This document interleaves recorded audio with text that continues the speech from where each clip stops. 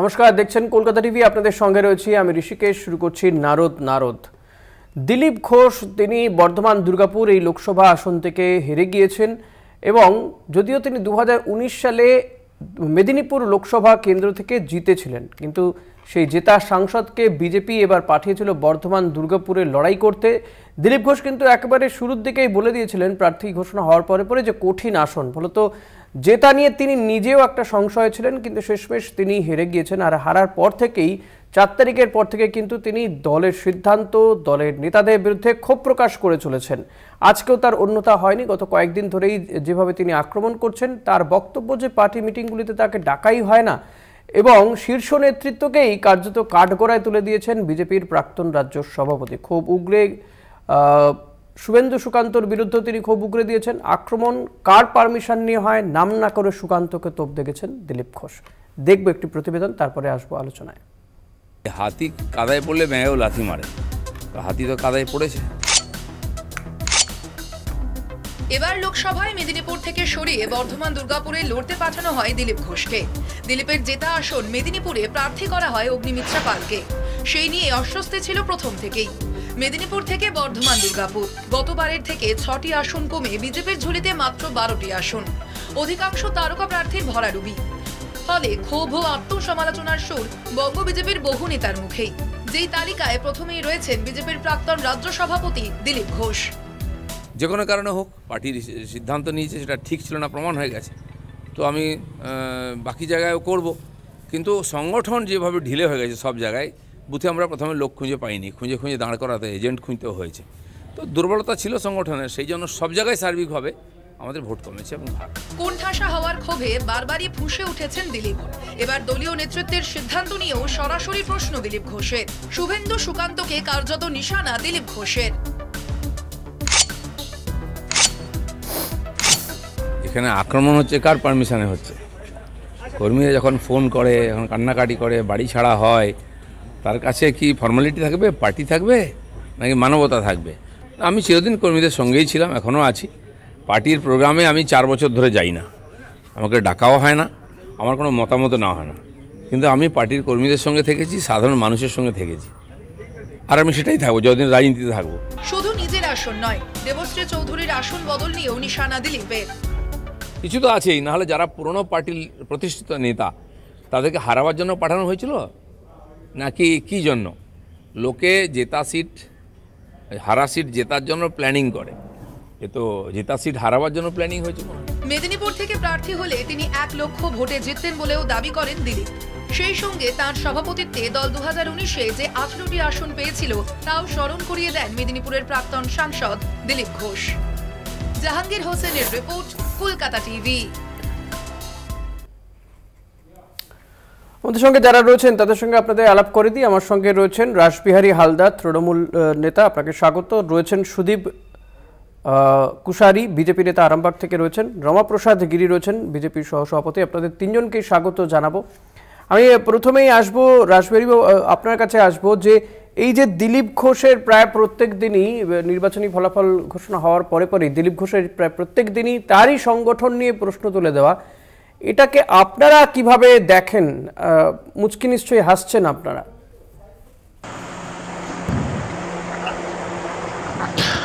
হ্যাঁ, অবশ্যই। দেখুন, দিলীপ ঘোষ যখন আমাদের বর্ধমান দুর্গাপুর লোকসভায় প্রার্থী হয়েছিল, আমরা প্রথমেই বলে দিয়েছিলাম যে তিনি গোহারা হারবেন, কারণ পূর্ব বর্ধমান জেলা একটা তৃণমূল কংগ্রেসের শক্ত ঘাঁটি, যেখানে 16টা বিধানসভায় তৃণমূল কংগ্রেস জয়লাভ করেছিল।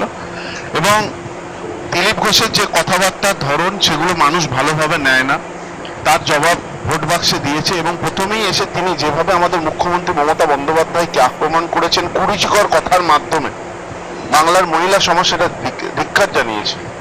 তো তিনি গোহারা হেরেছেন এবং তিনি আজকে হেরে যে কথা বলছে, প্রথমেই বোঝা যাচ্ছিল তাদের নিজেদের গোষ্ঠীর লড়াই, আজকেও সেটা প্রমাণিত। একদমই। আমি রমাপ্রসাদ বাবু আপনার কাছে আসবো। এই যে দিলীপ ঘোষ বলছেন লোকে হারা আসন জেতার জন্য প্ল্যান করে, কিন্তু যে যা দেখা যাচ্ছে এ তো জেতা আসন হারার জন্য প্ল্যান করেছিল, অর্থাৎ তার নিশানায় সুকান্ত মজুমদার, শুভেন্দু অধিকারীরা।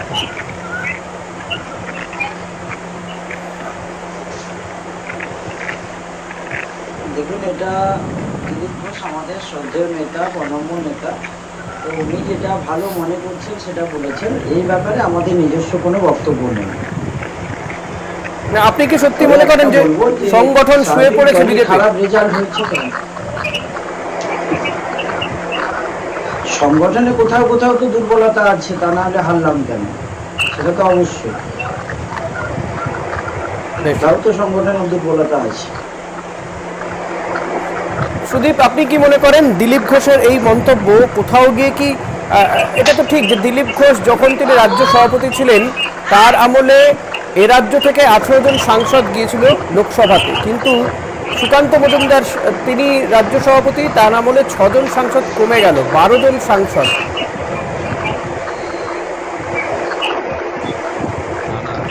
অ্যাকচুয়ালি দিলীপদা অত্যন্ত শৃঙ্খলা পরায়ণ এবং বর্ষিয়ান নেতা। দিলীপদার মন্তব্য সবসময় গঠনমূলক হয়, তো সেটাকে তৃণমূল কংগ্রেস কাটাছেড়া করে হয়তো আশার আলো দেখতে পারে, এতে কোনো লাভ নাই। দিলীপদা আখেরই বিজেপিকে শক্তিশালী করার জন্য সবসময় বলে থাকেন এবং সেটাই উনি বলছেন। আর আজকের দিনে পশ্চিমবাংলাতে যেটা আপনারা বলছেন এটা ঠিক নয়। পশ্চিমবাংলাতে আজকে সম্পূর্ণভাবে মানুষের রায় প্রতিফলিত হয়নি, তার কারণ সম্পূর্ণভাবে ত্রুটিমুক্ত নির্বাচন হয়নি এই লোকসভাতে, সেটা বারবার প্রতিফলিত হয়েছে কেশপুর। মানে আপনি বলছেন এর পরেও মানুষের সম্পূর্ণ রায় প্রতিফলিত হয়নি, প্রায় দুর্গে পরিণত করে নেওয়া হয়েছিল কেন্দ্রীয় বাহিনী দিয়ে, প্রায় দুর্গ। কাশ্মীরেও এত কেন্দ্রীয় বাহিনী মোতায়েন থাকে না, 920, 930 কোম্পানি কেন্দ্রীয় বাহিনী এক একদিন ঘটেছিল। কি বলবেন রাসবিহারী, আপনার কাছ থেকে জানতে চাই কথা। সুদীপ বলছেন যেটা কেন্দ্রীয় বাহিনী থাকলে হবে না, কেন্দ্রীয় বাহিনীকে ব্যবহার কারা করছে সেটা দেখতে হবে।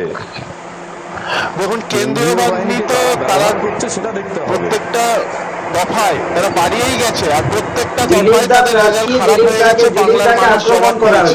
দেখুন ওরা, আর এই যে দিলীপ ঘোষ এখানে যখন প্রার্থী হয়েছিল আমরা তখনই বলেছিলাম এটা তাদের গোষ্ঠীদ্বন্দ্বের ফল। বর্ধমান জেলায় তিনি ক্যান্ডিডেট হওয়া, তার জবাব ভোট বাক্সে পেয়েছে, তো তৃণমূল কংগ্রেসের পাশে মানুষ আছে সেটা প্রমাণ পেয়েছে। দিলীপ দাকে এত জায়গায় অ্যাটাক করলেন কেন? দিলীপ বাবুকে এত বাধা দিতে হলো কেন আপনাদের? আরে ওনার সঙ্গে তো কোনো কর্মী নেই, ওনার সঙ্গে কোনো কর্মী নেই, রেগুলার নিউজ চ্যানেলে কথা বলা, সেটা ভয় আপনাদের। কোথায় বাধা, কোথায় বাধা? আপনাদের এত বাহিনী, কর্মীরা সবাই ভালো কোথায় ভয়? এই যে রেজাল্ট আমি আপনার কাছে আসবো। এই যে দিলীপ রেজাল্ট বেরোনোর পরে 4 তারিখের পর থেকে দিলীপদা লাগাতার যে সংবাদ মাধ্যমের সঙ্গে কথা বলে চলেছেন, তিনি একবারও কিন্তু তৃণমূলের বিরুদ্ধে অভিযোগ করছেন না। তার অভিযোগ একেবারে ঘরের ভেতরে, তার বক্তব্য যে তাকে হারানোর জন্য চক্রান্ত হয়েছে, দলের সংগঠন শুয়ে পড়েছে, তিনি থাকাকালীন সংগঠন যতটা উঠেছিল সেখানেই শেষ। গত কয়েক বছরের সংগঠনের দিলীপদা বলছে না, দিলীপদাকে সাংবাদিকরা খেলা দিয়ে বলাচ্ছে সেটা আমি জানি না। সাংবাদিকরা কিভাবে বলায়? দিলীপদাকে যেভাবে সাংবাদিকরা প্রশ্ন করলে তো তার উত্তর দেবেন। যেভাবে তৃণমূল তাকে আটকে ছিল, তিনি তো বলছেন যে আক্রান্ত কারা করাচ্ছে সেটা দেখতে হবে। তাকে একটা ক্যান্ডিডেটকে মেরেছিল, সেটা অত্যন্ত নক্কারজনক ব্যাপার। সেটার জন্য দিলীপ ঘোষ হেরে যাবে, সেটা অত্যন্ত নক্কারজনক ব্যাপার। বাহিনী দিয়ে তো নির্বাচন কমিশন প্রত্যেকটা দফায় ভর্তি করে দিয়েছিল। কর্মী হিসাবে বেশ বেশ আসবো, আবার আলোচনা আসবে, একটা ব্রেক নিতে হবে, একটা বিরতিতে যাবো, বিরতির পরে ফিরে আসবো। ফিরলাম বিরতির পর, আপনারা দেখছেন নারদ, আপনাদের সঙ্গে রয়েছি আমি ঋষিকেশ। আমি সুদীপ আপনার কাছে আসবো যে এই যে কথা বলছেন আজকে দিলীপ ঘোষ, শুধু যে নিজের কথা বলছেন এমন তো নয়, দেবশ্রী চৌধুরী তিনি বলছেন যে দেবশ্রী চৌধুরীও তো গতবার জিতেছিলেন, তাকে সেখান থেকে সরিয়ে দক্ষিণ কলকাতায় প্রার্থী করা হলো। বলা হচ্ছিল তিনি হয়তো হেরে যেতে পারেন, কিন্তু সেই কেন্দ্রে তো বিজেপি জিতেছে, কিন্তু তাকে কেন সরানো হলো?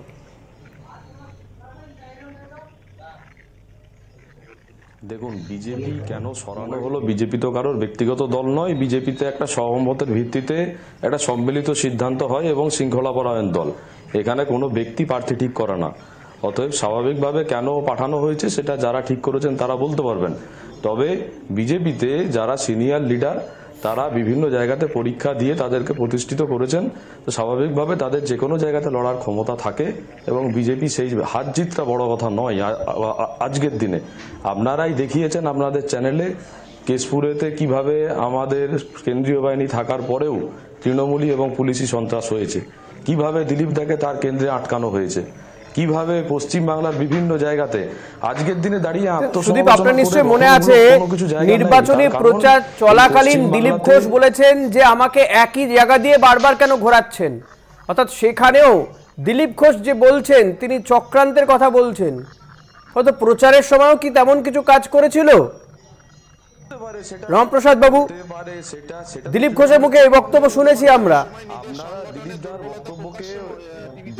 দিলীপ দার বক্তব্যকে অতি রঞ্জিত ভাবে দেখানো হচ্ছে। দিলীপ দা তৃণমূলের চক্রান্তের কথাও বলতে পারেন, তো স্বাভাবিকভাবে দিলীপ দা কোন চক্রান্তের কথা বলছেন সেটা তিনি ভালোভাবে উত্তর দিতে পারবেন। তবে দিলীপ দা বর্ষিয়ান লিডার, মানুষের কাছে একজন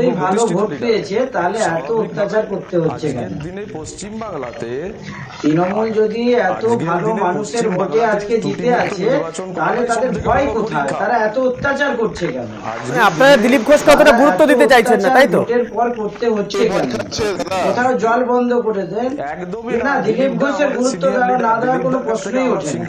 দিলীপ দা যেটা বলছেন, দিলীপ ঘোষ এখন ভাড়াদের নিয়ে একটা নিজের দল তৈরি করতে যাচ্ছে, আমাদের সিনিয়র নেতা, যে আমরা তার কথার উত্তর দিতে পারি না। প্রকাশ্যে টিভিতে আপনারা দেখছেন দিলীপ ঘোষের দিলীপ ঘোষ সিনিয়র এবং সংগঠনের দুর্বলতার কথা তুলে ধরেছিলেন, উত্তর দিতে পারি না সেটা উনার। এবং আপনারা বলছেন দিলীপ ঘোষ বড় নেতা, সবথেকে বেশি ভোটে হেরেছে, গতবার এই সিটটা 2600 এর কাছাকাছি সিটে। আপনাদের দলের বিরুদ্ধে তো অভিযোগ বলছেন সংগঠন আর বাড়েনি, এমনকি বুথে লোক খুঁজে পাওয়া যায়নি, এত যদি আপনারা এজেন্ট খুঁজে পাওয়া যায়নি, জিতেছেন, তাহলে এত অত্যাচার করতে হচ্ছে কেন?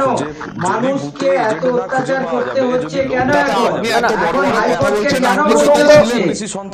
রমাপ্রসাদ বাবু, প্রসঙ্গ ঘুরিয়ে দিলে হবে না, প্রসঙ্গ ঘুরিয়ে দিলে হবে না। শুভেন্দু অধিকারী সুকান্ত মজুমদারদের বিরুদ্ধে দিলীপ ঘোষ আক্রমণ করছেন আজকে। দেখুন, ওই শুভেন্দু বাবু, দিলীপ বাবু, সুকান্ত বাবুরা কি করবেন? দিলীপ ঘোষ এখানে এসে প্রচুর বড় বড় কথা বলেছিল, আইসি প্যান্ট খুলে নেবো, এই ধরনের মন্তব্য করেছিল। মানুষ এই ধরনের মানুষকে পছন্দ করে না। আপনারা তো সৈনিক সংগঠনে, মানে ভালো মন্দ বলতে পারেন না আপনারা, তা সত্ত্বেও মানে আপনাদের সেই অধিকার নেই, কেন সবটাই চাপিয়ে দেওয়া। আপনি কোথায় ছিলেন? আপনি নিজের বুথ জিতেছেন, হাইকোর্টকে বলতে হচ্ছে আপনার বুথে তৃণমূল জিতেছে, না আপনি এদিক ওদিক ঘুরে বেড়াচ্ছেন, প্রসঙ্গে আসছেন না।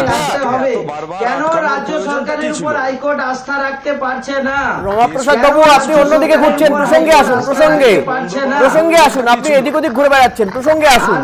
সেটা নিয়ে আপনি যে পোস্টপোল ভায়োলেন্সের কথা বলছেন, গতকাল আমরা আলোচনা করেছি, আজকে পোস্টপোল ভায়োলেন্স নিয়ে কথা হচ্ছে না, তাহলে কেন এত সেটা নিয়ে অন্যদিন আলোচনা করব। পোস্টপোল ভায়োলেন্স নিয়ে গতকাল আলোচনা করে ফেলেছি। তাহলে কি আপনি প্রশ্ন উত্তর দিচ্ছেন না? আপনি প্রশ্ন উত্তর দিচ্ছেন না। দিলীপ ঘোষ কি আপনাদের বিড়ম্বনা বাড়াচ্ছে? দিলীপ ঘোষ কি বিড়ম্বনা বাড়াচ্ছে? আমরা ঢুকতে রাজি নই। সংগঠন, আপনাদের সংগঠনের দুর্বলতা তুলে ধরছেন দিলীপ ঘোষ। কি করবেন সেটাই আমরা সাধারণ কর্মীরা ঢুকতে রাজি নই, সেটা তাদের ব্যাপার, সেটা রাজ্য নেতৃত্ব, কেন্দ্রীয় নেতৃত্ব বুঝবেন। এখানে আমাদের কোনো বক্তব্য নেই। আরে বিজেপি দলের তো বুথে কর্মী নেই, টাকা দিয়ে বুথে বসিয়েছিল, যে বেরিয়ে আসছে সেটা নিয়েও আপনারা ওয়ারিড নয়? আপনাদের সংগঠনের কঙ্কাল সারটা যে বেরিয়ে আসছে, করতে হচ্ছে কেন? বুথে যদি কর্মী নেই, এত মারপিট করতে হচ্ছে কেন? বেশ, আজকে আর সময় নেই, আমাদের অনুষ্ঠান এখানে শেষ করতে হবে। কর্মী নেই বোঝা গেছে, আজকে আর সময় নেই, অনুষ্ঠান শেষ করতে হবে। তিনজনকে ধন্যবাদ জানাবো, রমাপ্রসাদ বাবু, সুদীপ এবং রাসবিহারী, আপনাদের তিনজনকে ধন্যবাদ জানাবো আমাদেরকে সময় দেওয়ার জন্য। আজকের মতো এখানেই শেষ করবো নারদ। পরবর্তী খবর জানতে দেখতে থাকুন কলকাতা টিভি রাত দিন 7 দিন।